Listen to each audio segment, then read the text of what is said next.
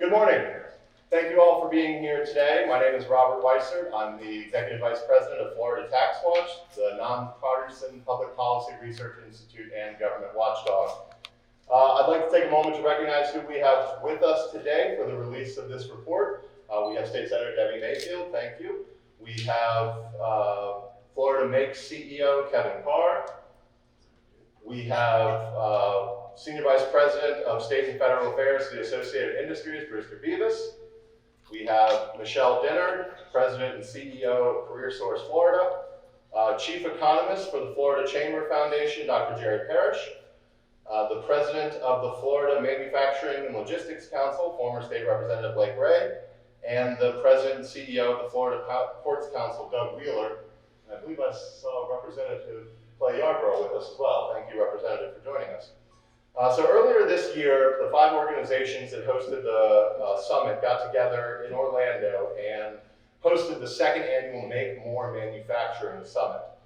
During that summit, the groups highlighted the manufacturing industry, its effect on the economy, and discussed challenges and presented solutions for moving manufacturing forward in our state to help Florida's economy grow and to improve the prosperity of Florida. Today, we come together again to proudly announce the release of the Florida TaxWatch report, summarizing that summit, the discussions that were had, and doing follow-up research on those issues that were brought up and proposing evidence-based policy solutions, again, to move forward the manufacturing sector. It's called From Grease and Grime to Technology and Talent because it really highlights the new reality of manufacturing in Florida, that it is now technology and talent. These jobs are high-wage, high-skilled jobs, and the report goes into the details of that. It also presents a valuable analysis of the strategic challenges facing Florida's manufacturing sector and includes the recommendations, targeted business and policy recommendations to advance manufacturing in our state. With more than 20,000 manufacturing companies providing nearly 400,000 high-wage jobs to Floridians across our state, it's clear from this report and others that manufacturing is not only a driver of Florida's economy, but a critical and essential continued economic growth and success tool for our economy going forward. With that, and with presenting copies of the report, I'm honored now to ask Debbie Mayfield. Thank you, Robert, and I'd like to thank TaxWatch for putting the time and energy together to put this report together. You know, it's always good from a legislative standpoint to have some facts and figures and a direction on what we need to do in order to make sure that our manufacturing operation is going well in Florida. You know, I represent District 17, which is Brevard County and Indian River County, and our community understands how important our manufacturing is to our economy. Manufacturers are major employers for our family, as well as they're incredible community partners in our community. Brevard alone has about 20,000 manufacturing jobs in our community. One of the ways that we help accomplish that is because we do support our apprenticeship program, as well as articulation agreements with Indian River State College and Eastern Florida State College that allows our students to get the proper training they need to go into the manufacturing business. And I think we understand as a state that we must utilize those apprenticeship programs as well as the technical training programs that we have in order to have a strong workforce. And I'll give you a couple of examples. Piper Aircraft in Vero Beach is in the early stage of their fabrication programs that will teach skills to high school students in order to better prepare them to enter the manufacturing workforce. And our O'Galley High School in Brevard County has a career and technology education program specific to the training and assembly of manufacturing aircraft. And as you know, in the Space Coast area, aircraft is very important to our community. They are the first high school in the nation to be awarded the National Aerospace Aircraft Assembly certification that allows students to go right into the entry-level workforce after high school graduation. And as a state, we understand the importance of manufacturing and will continue to fund programs that support the development of a strong workforce through standardized training and increase awareness of high-paying jobs through this industry. You know, I think that's one of the things that we have missed out on. We have told kids, you know, you have to go to college to earn a good living. Well, that's not true. Manufacturing jobs make a good living. And that really is what we want our children to be able to do, is to go out, get a good paying job, to be able to provide for their family. And as Florida continues their record-breaking economic growth, we know that manufacturing is one of the key drivers behind much of our success. And that is why I am proud to be here today supporting the job creators and the innovators of Florida. And with that, I would like to turn it over to Michelle Dinner with the Career Source Florida. Michelle? Thank you, and thank you for letting me join you today. It's great to be here with some of Florida's strongest business advocates. And I'm here representing the state's Workforce Policy and Investment Board of CareerSource Florida. And it's our job at CareerSource Florida to have a pulse on industry needs across the state. And we've seen firsthand Florida's manufacturing industry amazing growth as it's led to the need for skilled workers to fill those industry needs. And today, one of the top challenges Florida employers face is employee recruitment and retention.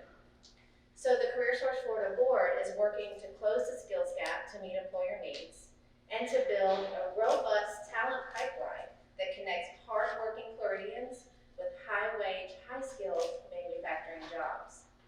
We're doing this by listening to the business community, engaging our education system, and empowering students to see the value in manufacturing jobs, and to give Floridians the training they need to stay competitive in a job market where skills are constantly evolving.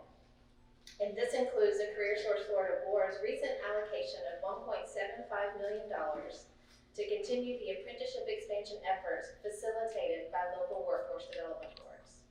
Our board also has recently passed a statewide apprenticeship policy that identifies appropriate federal funding streams to expand apprenticeships and creates apprenticeships as a priority for local workforce development boards across the state.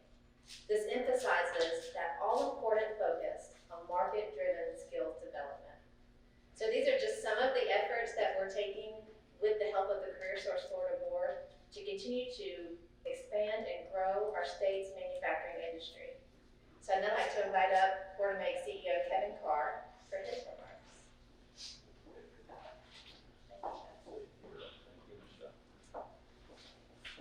So thank you, Michelle and Robert and Senator Mayfield. And thank you, Florida TaxWatch, particularly Bob Meade, he's up here with us. We did a lot of hard work pulling that together.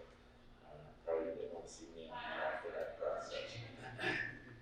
At FloridaMakes, we work every day really to strengthen Florida's highway manufacturing sector, and we do that by addressing the unique needs of each one of those firms.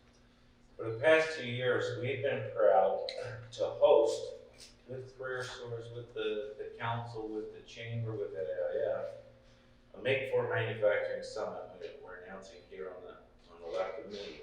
The next dates for that.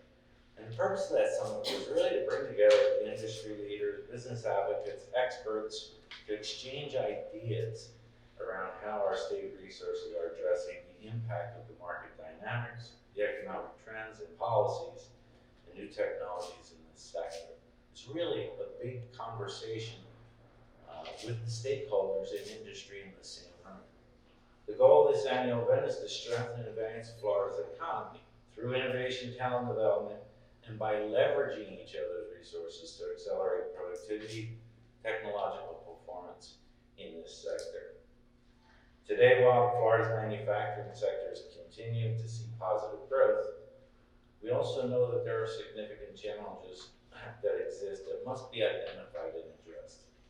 We hope that through this report, Florida's policymakers and elected officials will be provided a helpful outline of the needs of our industry and continue their good work to support business and job growth in our great state.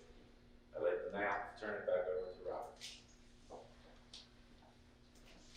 Thank you, Kevin, and thank you all for being here, and most of all, thank you to the people behind me. Florida TaxWatch was honored to memorialize the information on manufacturing and come up with policy recommendations here based on the discussions at the summit and the evidence that was available for that. But we're mostly honored to the partners that have made this attention on the importance of advanced manufacturing possible. To Senator Mayfield, to Representative Yarborough. I did miss a couple of introductions, Daryl with CareerSource and Bob May, Vice President of Research for Florida TaxWatch.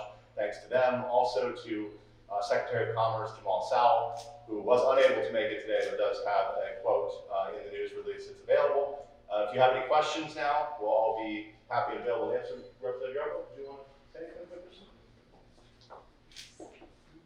Thank you very much. And as it's already been articulated, we want to thank very much our partners that help in this endeavor every day to strengthen manufacturing and to strengthen business in Florida.